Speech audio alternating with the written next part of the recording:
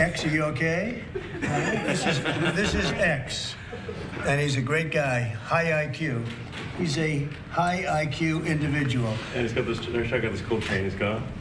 So thank you very much. We had a busy day today. The king just left, and we've had a great discussion, terrific discussion concerning Gaza and everything else. We had discussions also about Saturday at 12 o'clock. It's going to be a big moment. We'll see what happens. I don't expect much happening with these people, but we'll see what happens. And we're going to be signing a very important deal today. It's Doge, and I'm going to ask Elon to tell you a little bit about it and some of the things that we found, which are shocking. Billions and billions of dollars in waste, fraud, and abuse. And I think it's very important. And that's one of the reasons I got elected. I say we're going to do that. Nobody had any idea it was that bad, that sick, and that corrupt. And it seems hard to believe that judges want to try and stop us from looking for corruption, especially when we found hundreds of millions of dollars worth, much more than that, in just a short period of time. We want to weed out the corruption. And it seems hard to believe that a judge could say, we don't want you to do that. Well, so maybe we have to look at the judges, because that's very serious. I think it's a very serious violation. I'll ask Elon Musk to say a few words, and we'll take some questions. Elon, go ahead. Sure.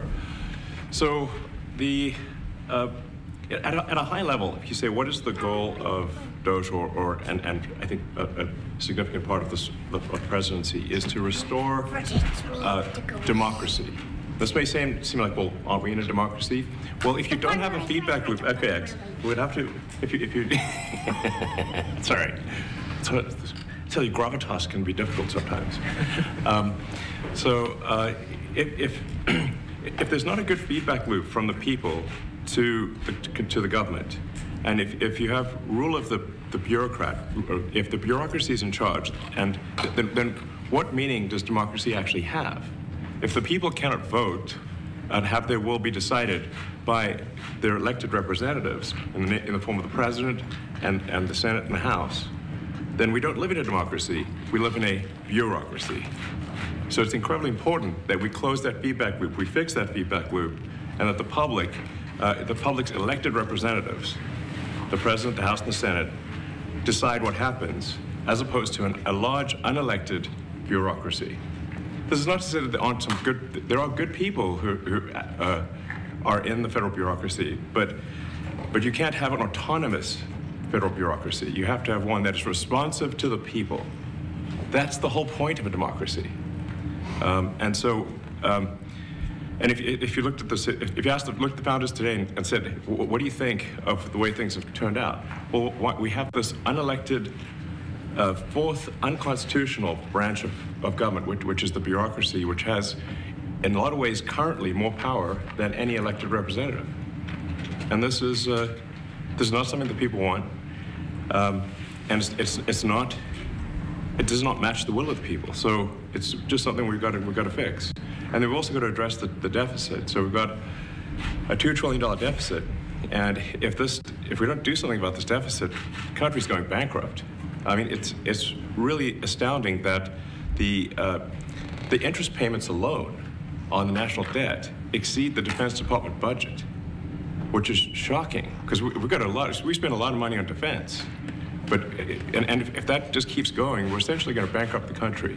So what I really want to say is, like, it's not optional for us to reduce the federal expenses. It's essential. It's essential for America to remain solvent as a country, and it's essential for America to have the resources necessary to provide things to its citizens and not simply be servicing vast amounts of debt. And also, could you mention some of the things that your team has found, some of the crazy numbers, including the woman that walked away with about 30 million, right, etc.? Well, we do find it sort of rather odd that there are quite a few people in the bureaucracy who have ostensibly a salary of a few $100,000, but somehow manage to accrue tens of millions of dollars in net worth while they are in that position, which is you know, what happened at USAID. We're just curious as to where it came from. Maybe they're very good at investing, in which case we should take their investment advice, perhaps. But just there seems to be mysteriously they get wealthy. We don't know why. Where does it come from? And I think the reality is that they're getting wealthy at the taxpayer expense. That's the honest truth of it. So, you know, we're looking at, say, well, we just if you look at say Treasury, for example, basic controls that should be in place, that are in place in any company, such as making sure that any given payment has a payment categorization code, that there is a comment field that describes the payment, and that if a payment is on the do not pay list, that you don't actually pay it. None of those things are true currently.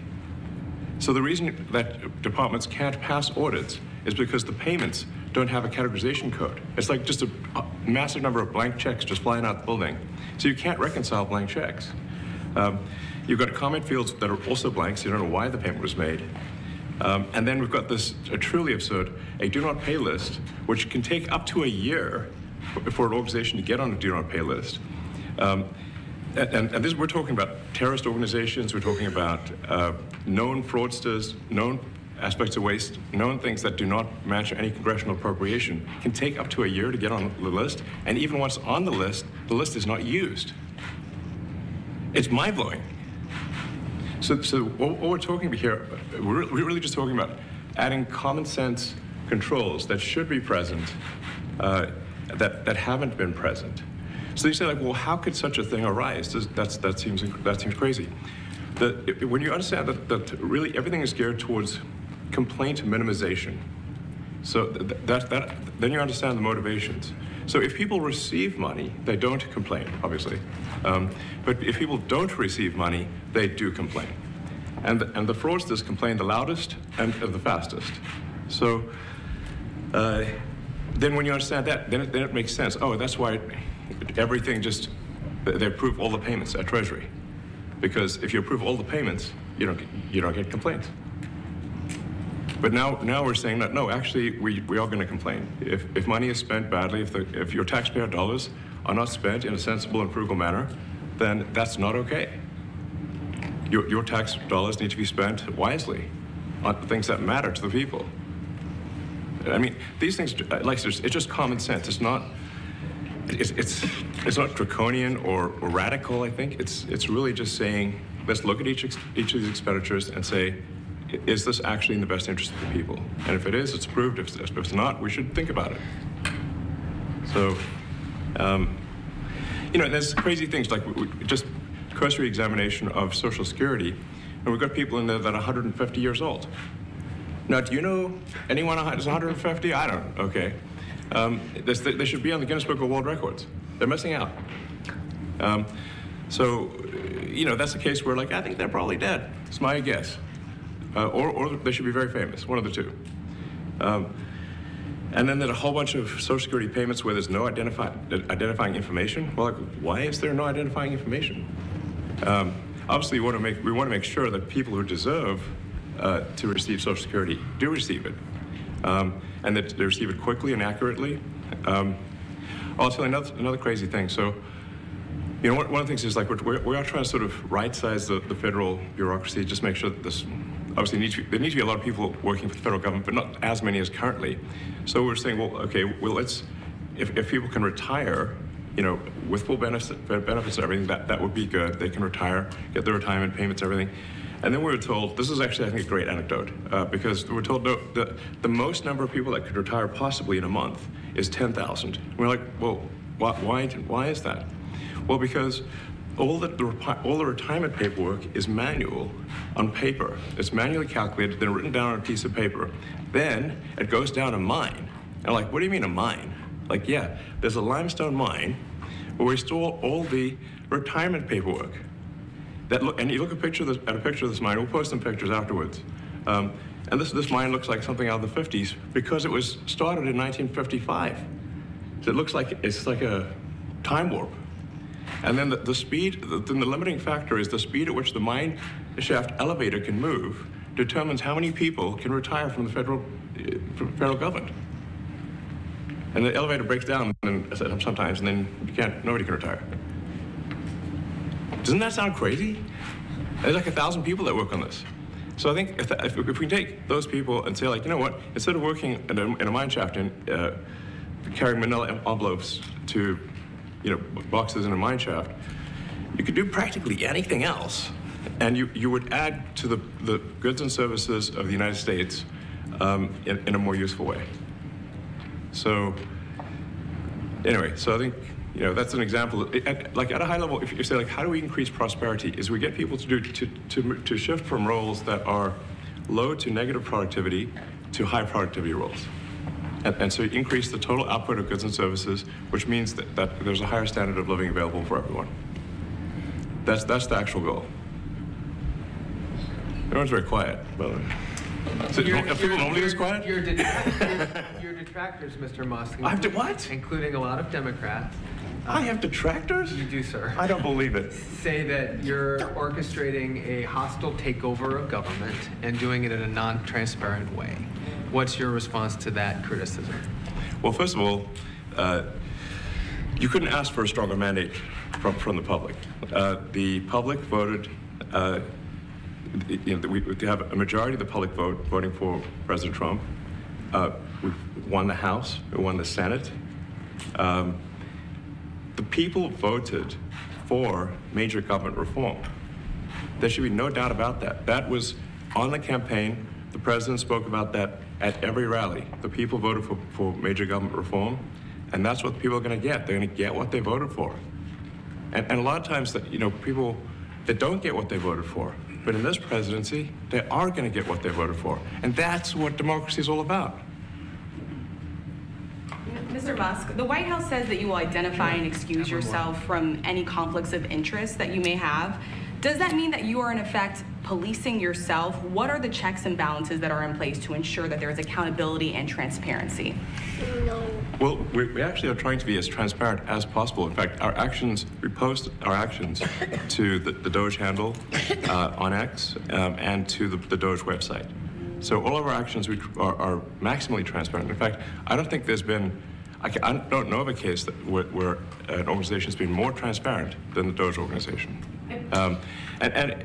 So, and the kind of things we're doing are, I think, very, very simple and basic. They're not, what I mentioned, for example, about Treasury, just making sure that payments that go out, taxpayer money that goes out, is categorized correctly, that the payment is explained, that organizations on the do not pay list, which takes a lot to get there, that actually are not paid, which currently they are paid. These are not individual judgment decisions. These are about simply having sensible checks and balances in the system itself to ensure that taxpayer money is spent well. So it's got nothing to do with, like, say, a contract for some company of mine at all. But if there is a conflict of interest when it comes to you yourself, for instance, you've received billions of dollars in federal contracts, when it comes to the Pentagon, for instance, which the president, I know, has directed you to look into. Yeah. Are you policing yourself in that? Is there any sort of accountability check and balance in place that would provide any transparency for the American people? Well, all of our actions are fully public. So if you see anything, you say, like, wait a second, hey, Elon, that seems like maybe that's, there's a conflict there. It's not like people are going to be shy about saying that. They'll say it immediately, Including you yourself. Yes. But transparency is what builds trust, not simply somebody asserting trust. So not somebody saying they're trustworthy, but transparency, so you can see everything that's going on. And then you can see, am I doing something that benefits one of my companies or not? It's totally obvious. And if we thought that, we would not let him do that segment or look in that area. If we thought there was a lack of transparency or a conflict of interest. And we watch that also. He's a big businessman. He's a successful guy. That's why we want him doing this. We don't want an unsuccessful guy doing this. Now, one thing also that Elon hasn't really mentioned are the groups of people that are getting some of these payments. They're ridiculous. And we're talking about billions of dollars that we've already found. We found fraud and abuse. I would say those two words as opposed to the third word that I usually use, but in this case, fraud and abuse. It's abusive because most of these things are virtually made up, or certainly money shouldn't be sent to them. And you know what I'm talking about. It's crazy. So, but we're talking about tens of billions of dollars that we've already found. And now a judge who's an activist judge wants to try and stop us from doing this. Why? Why would they want to do that? I campaigned on this. I campaigned on the fact that I said government is corrupt. And it is very corrupt. It's very, very, it's also foolish. As an example, a man has a contract for 3 months and the contract ends, but they keep paying him for the next 20 years, because nobody ends a contract. You got a lot of that. You have a contract that's a 3-month contract. Now, normally, if you're in a small, in all fairness, it's the size of this thing is so big. Yeah. But if you have a contract and you're in a regular business, you end the contract in 3 months. It's a consultant. Here's a contract for 3 months, but it goes on for 20 years. And the guy doesn't say that he got money for 20 years, They don't say it. They just keep getting checks month after month. And you have various things like that, and even much worse than that, actually, much worse. And I guess you call that incompetence, maybe. Yeah. It could be corruption. It could be deals made on both sides, where the guy gets the money, he kicks. I think there's a lot of kickback here. I see a lot of kickback here. There's a lot of kickbacks. Tremendous kickback, because nobody could be so stupid to give out some of these contracts, so he has to get a kickback. So that's what I got elected for, that and borders and military and a lot of things, but this is a big part of it. And I hope that the court system is going to allow us to do what we have to do. We got elected to among other things, find all of this fraud, abuse, all of this horrible stuff going on.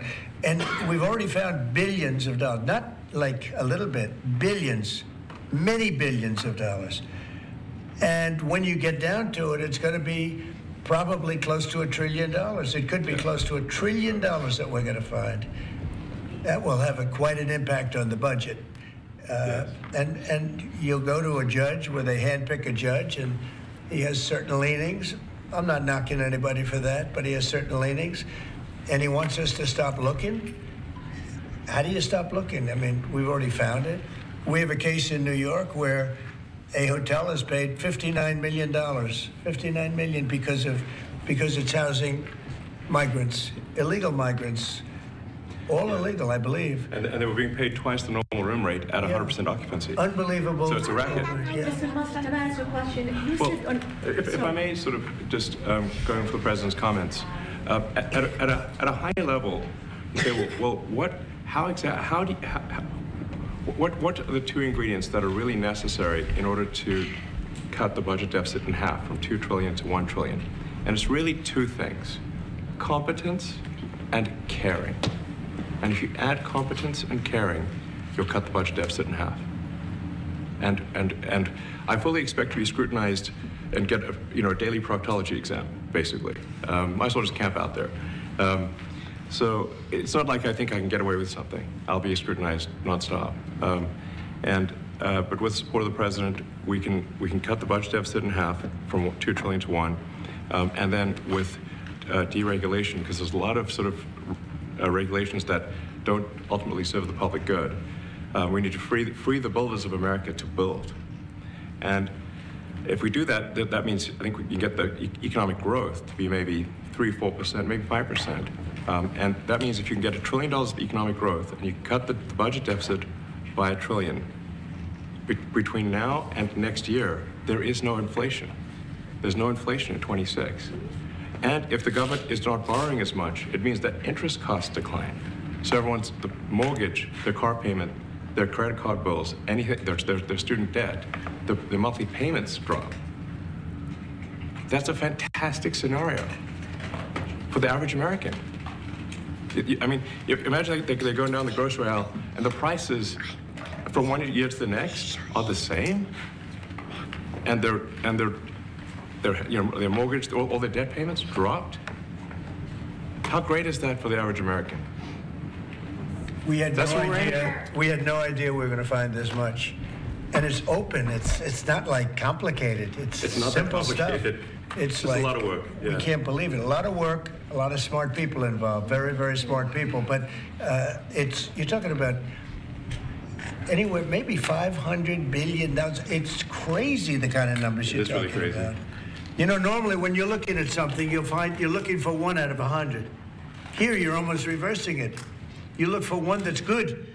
Yeah. And you can look at the title and you say, why are we doing this? Why are we doing that? And the public gets it. You know, the public gets it. You've seen the polls. The public is saying, why are we paying all this money? This for years, this has gone on. Mr. Musk, President Trump, Yeah, go ahead. Wait, go ahead. Senator Rand Paul today said that DOJ cuts will ultimately need a vote in Congress. Do you agree with that? Is that the plan? I really don't know. I know this. We're finding tremendous fraud and tremendous abuse. If I need a vote of Congress to find fraud and abuse, it's fine with me. I think we'll get the vote, although there'll be some people that wouldn't vote. And how could a judge want to hold us back from finding all of this fraud and finding all of this incompetence?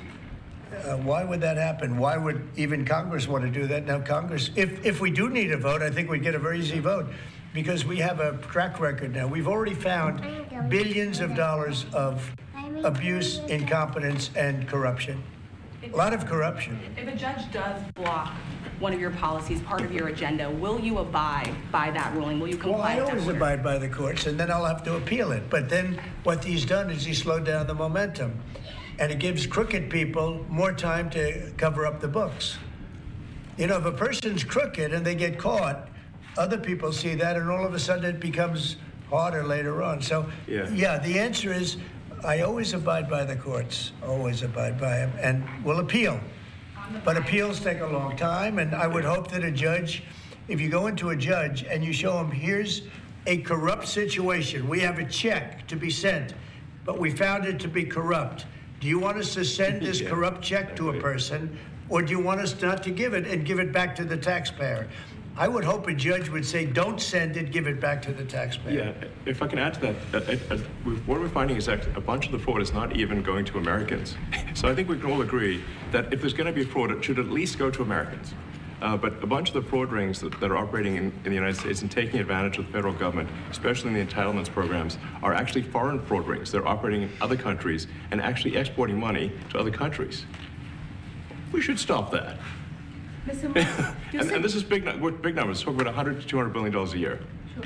Serious money. Mr. Musk, you said on X that an example of the fraud that you have cited was $50 million of condoms was sent to Gaza.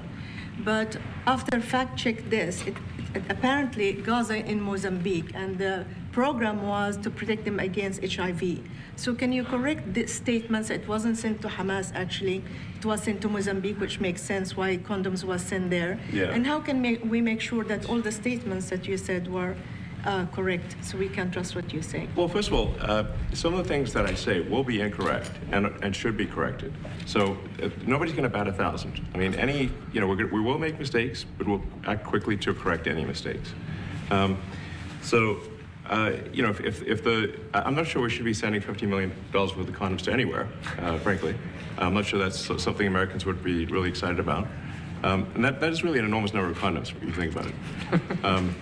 But if it went to Mozambique instead of Gaza, I'm like, okay, that's not as bad, but still, why are we doing that? Mr. Musk, can you talk a little bit about how closely you're working with agency heads as you're directing these cuts? Do they have how much input do agency heads have when you're making these decisions? Yeah, we work closely with the agency heads, yeah, there are sort of checks in place. So it's not just us just going in and doing things willy-nilly. It's in partnership with the agency heads, and I check frequently with the president to make sure that this is what the president wants to have happen. So we talk almost every day, and I double check things to make sure, is this something, Mr. President, you want us to do this? Then we'll do it. USAID has been one of your main targets. Are you concerned at all that some of the cuts or that shutting that agency altogether may lead to diseases or other bigger problems starting in other countries that then come to the United States? Yeah, so that's an interesting example. So that's something where we work closely with the State Department and Secretary Rubio. And we have, for example, turned on funding for Ebola prevention and for HIV prevention. You left that, you said? Yes, correct. And we are moving fast, so we will make mistakes, but we'll also fix the mistakes very quickly. So, do you see it as a worthy cause, USAID? I think that there's some worthy things, but overall, if you say what was the bang for the buck, I would say it was not very good. And there was far too much of what USAID was doing was influencing elections in ways that I think were dubious and do not stand the light of day. I can just ask a follow-up to the Pentagon contracts. If you have received billions of dollars in contracts from the Pentagon, and the president's directing you to look into the Department of Defense, is that a conflict of interest? Yes, which we definitely need to do and are going to do at the president's request. Does that present a conflict of interest for you? No, because you'd have to look at the individual contract and say, first of all, I'm not the one, filing the contract. It's people at SpaceX or someone who will be putting for the contract. And I'd like to say, if you see any contract where where it was awarded to SpaceX and it wasn't by far the best value for money for the taxpayer, let me know, because every one of them was. The president said the other day that you might look at treasuries. Could you explain that a little bit? What kind of fraud, and that question goes to both of you, what kind of fraud are you expecting to see or do you see right now in U.S. treasuries? Yeah, I think you mean the Treasury Department as opposed to Treasury bills, or... You also referenced treasuries on Air Force One the other night. Go ahead. Well, as I mentioned earlier, really, the first order of business is to make sure we're actually collecting... Sorry for this. I thought my son might enjoy this, but he's sticking his fingers in my ears and stuff. So it's a bit hard to hear sometimes. Hey, stop that. No, the stuff we're doing with the Treasury Department is so basic that you can't believe it doesn't exist already. So for example, like I mentioned, just making sure that when a payment goes out, it has to have a payment categorization code. It's like, what type of payment is this? You can't just leave the field blank. Currently, many payments, the field is left blank. And you have to describe what's the payment for, some basic rationalization. That also is left blank. So this is why, the Pentagon, when's the last time the Pentagon passed an audit? I mean, a decade ago, maybe? Ever? Really? And we want to, just in order to actually pass audits, you have to have financial information that allows you to trace the payments. And once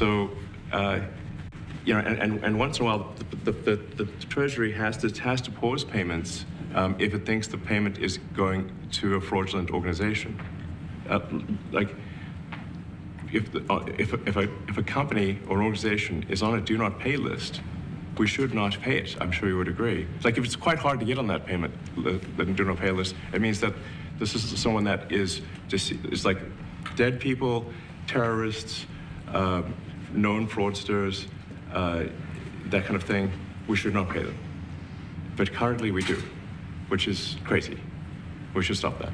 Many transactions. And by the way, hundreds, thousands of transactions like that. We have a big team.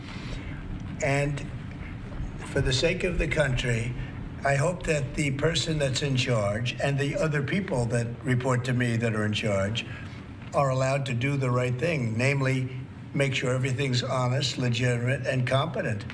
But we're looking at just, when you look at USAID, that's one. We're going to look at the military. We're going to look at education.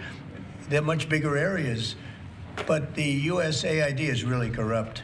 I'll tell you, it's corrupt. It's incompetent, and it's really corrupt. And I can't imagine a judge saying, well, it may be corrupt, but you don't have the right. You got elected to look over the country and to, as we say, make America great again, but you don't have the right to go and look and see whether or not things are right that they're paying or that things are honest that they're paying. And nobody can even believe this. Other people, law professors, they've been saying, how can you take that person's right away? You're supposed to be running the country, but we're not allowed to look at who they're paying it to and what they're paying. We have massive amounts of fraud that we caught. I think we probably caught way over a lot of billions of dollars already in, 2 weeks? Yes. And it's going to go to numbers that you're not going to believe. And much, as I said, much is incompetence and much is dishonesty. We have to catch it. And the only way we're going to catch it is to look for it. And if a judge is going to say you're not allowed to look for it, that's pretty sad for our country. I don't understand how it could even work. On the buyout program, can you personally guarantee that... Which one? The buyout program, the operative federal workers. Can you personally guarantee that the workers who opt in to resign now will be paid through Well, September? they'll get their money, but they're getting a good deal. They're getting a big buyout. And what we're trying to do is reduce government. We have too many people. We have office space. It's occupied by 4%. Nobody's showing up to work because they were told not to. And then Biden gave them a 5-year pass, some of them, 48,000 of them, gave them a 5-year pass, that for 5 years you don't have to show up to work. And let me tell you, this is largely, much of this stuff is because of Biden. It's his fault. He allowed this country, what he did on our border. What he did on our border is almost not as bad as what he did with all of these contracts that have come out. It's a very sad day when we look at it. I can't even believe it. But many contracts just extend, and they just keep extending, and there was nobody there to correct it. And that cannot be, I can't imagine that could be held up by the court. Any court that would say that the president or his representatives, like Secretary of the Treasury, Secretary of State, whatever, doesn't have the right to go over their books and make sure everything's honest. I mean, how can you have a country? You can't have anything that way. You can't have a business that way. You can't have a country that way. Hey, thank you very much, everybody. Thank you. Thank you, press. Thank you, press. Head it out.